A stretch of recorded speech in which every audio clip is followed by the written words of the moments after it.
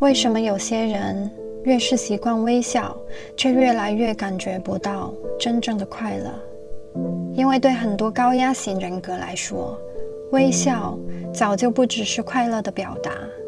而是一个人在长期压抑之后，身体为了维持正常自动做出的反应。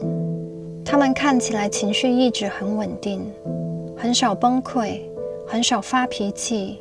也很少让人担心。哪怕遇到很糟糕的事情，他们也会一边自嘲，一边笑着说：“我没事。”很多人会以为他们情绪很好，很成熟，很稳定，但只有他们自己知道，很多时候那个笑更像是一种自动反应。尤其是在深夜，洗完澡，关掉灯，一个人躺在床上的时候，那张撑了一天的笑脸才会慢慢卸下来。这里是 Lori 心理解剖室，今天我们来剖析为什么有些人的微笑只是一种用来隐藏情绪的反应。很多习惯压抑情绪的人，白天的时候其实都非常正常，开会的时候很合群，聚会的时候很幽默，别人需要你的时候，你也总能快速调整状态。很多人会以为这是成熟，但从心理结构上看，这更像是一种长期形成的理智化伪装。就是当情绪快要冒出来的时候，你的系统不会先让你去感受，而是会立刻把注意力转向怎么控制，怎么处理，怎么表现正常。哪怕上一秒你还在崩溃，下一秒你也会下意识先笑笑。因为你的心理系统很容易把情绪自动判断成关系风险，所以你会下意识先压住情绪，先维持正常，先让关系不要出问题。于是慢慢的，你越来越擅长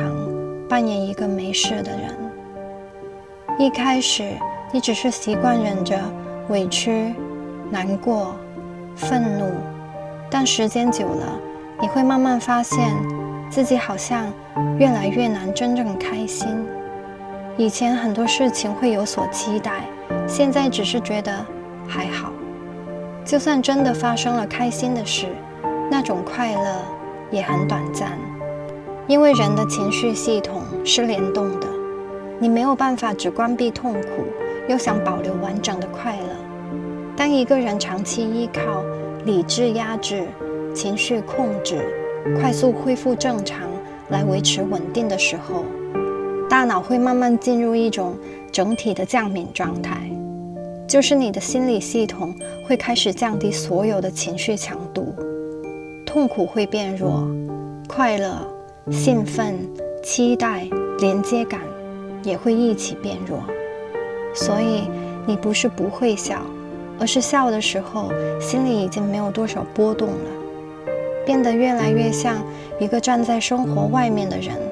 看得见却很难真正投入。那些被长期压下去的情绪，其实从来没有真正消失，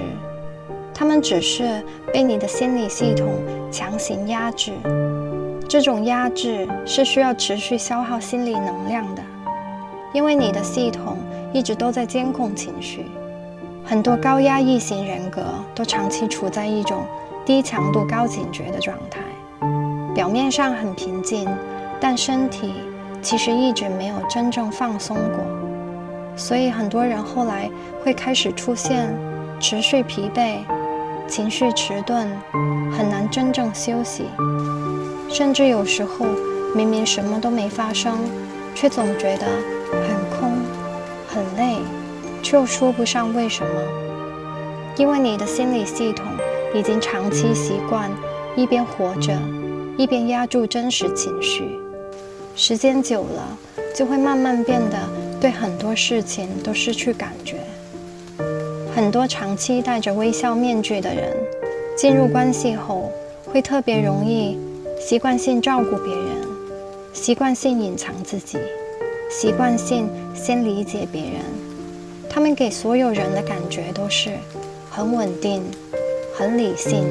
很少失控，但在他们的内心深处，却越来越难真正感受到人与人之间的连接。因为只要别人一靠近，他们的防御系统就会自动提醒：别太认真，别太有情绪，别让关系失控。很多时候，他们不是不想被理解，而是已经太习惯用正常代替真实。时间久了，很多人会开始越来越感觉不到真实的自己。所以，最危险的并不是情绪崩溃，而是一个人已经习惯了用理智长期压制自己的真实情绪。一开始，微笑可能只是为了让场面变得不尴尬，但时间久了，微笑就不再只是情绪表达，而会变成一种维持正常的防御动作。表面上你看起来稳定、成熟，不需要别人担心，但实际上你只是越来越不允许自己真实的感受情绪。你把难过压下去，把疲惫藏起来，把所有真实反应都挡在那个看起来正常的微笑后面。当这种微笑慢慢变成防御动作，一个人就会越来越擅长把情绪藏起来，把感受压下去，把自己快速调整为正常的状态。表面上看起来没事，但内心深处有很多情绪不想说，也说不出口。因为只要别人一靠近，他们的防御系统就会立即启动。先是笑笑，再说一句“我没事”。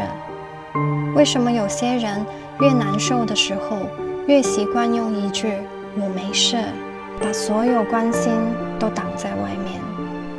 我是 Lori， 下个视频我们继续剖析，为什么一句“我没事”会变成一个人最熟练的自我保护。